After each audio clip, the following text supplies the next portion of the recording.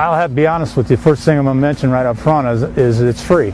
I like the service when it's free because, you know, you can tie up a lot of money in different services, and from experience I found out that sometimes you can pay a lot of money and you may not be getting that much out of it.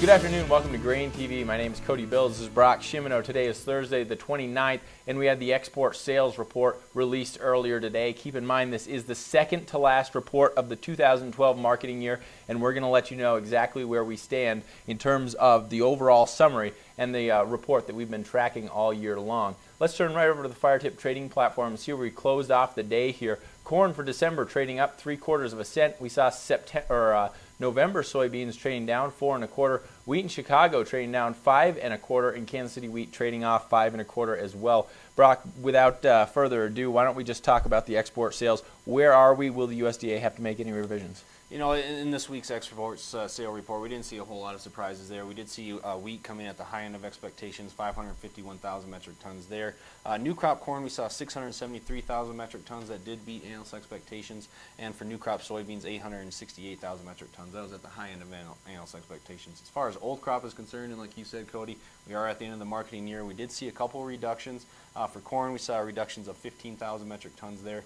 For soybeans, we saw 3,000 metric tons reduced there. But if we take a look at the chart, we've been following all marketing year long. The red line is the seasonal pace to meet that current USDA projection. You can see that last bar is slightly on the negative side, but for the year we are about 500,000 bushels ahead of pace to meet the current USDA projections.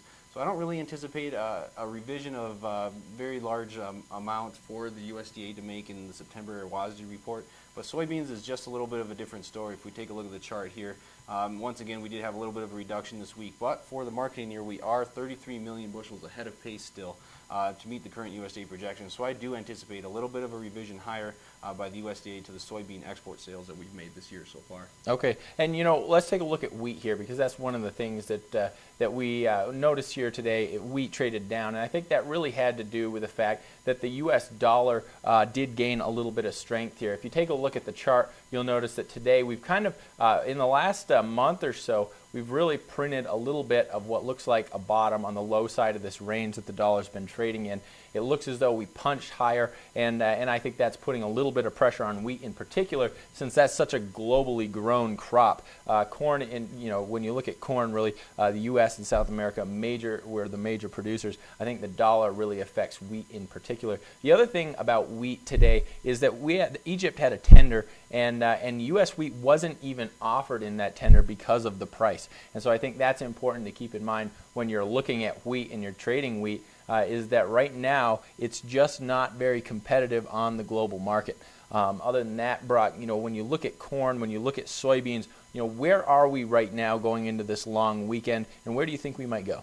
You know, we do have a holiday on Monday. The markets are going to be closed on Sunday night and Monday during the day session. Reopen on Monday night at 7 p.m. Central Time. But you know, looking at the weekend and heading into the weekend, something to note is that September 1st notice contract for the September contracts is tomorrow.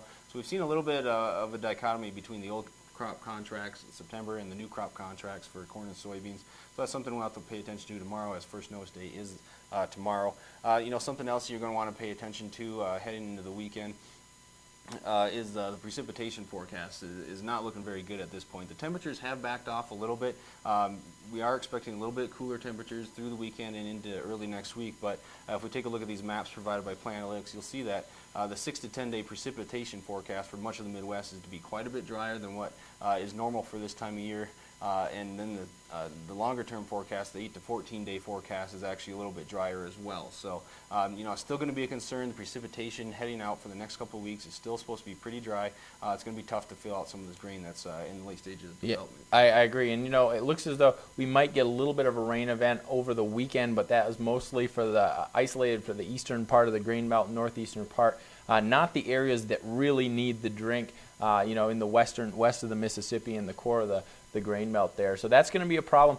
And you know, I think we're going to start to switch here. The market's really going to start to switch their perspective, the way they're viewing this whole thing, because, you know, any rain after next week, the question isn't whether or not we're going to get rain, but if we get rain, how much is it going to help the crops at this point?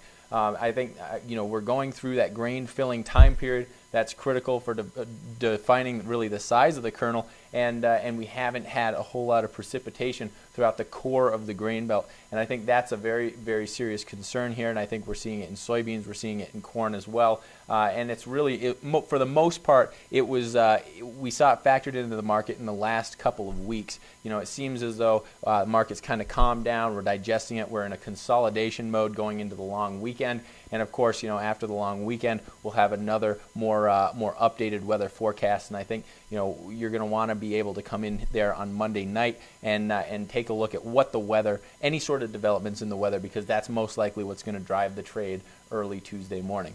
Other than that, guys, that wraps up this afternoon's Grain Hedge and Grain TV. If you have any questions about what we talked about, give us a call at 877-472-4607. Remember, follow us on Facebook, follow us on Twitter. Thanks a lot. We'll see you here on Friday for the weekly wrap-up.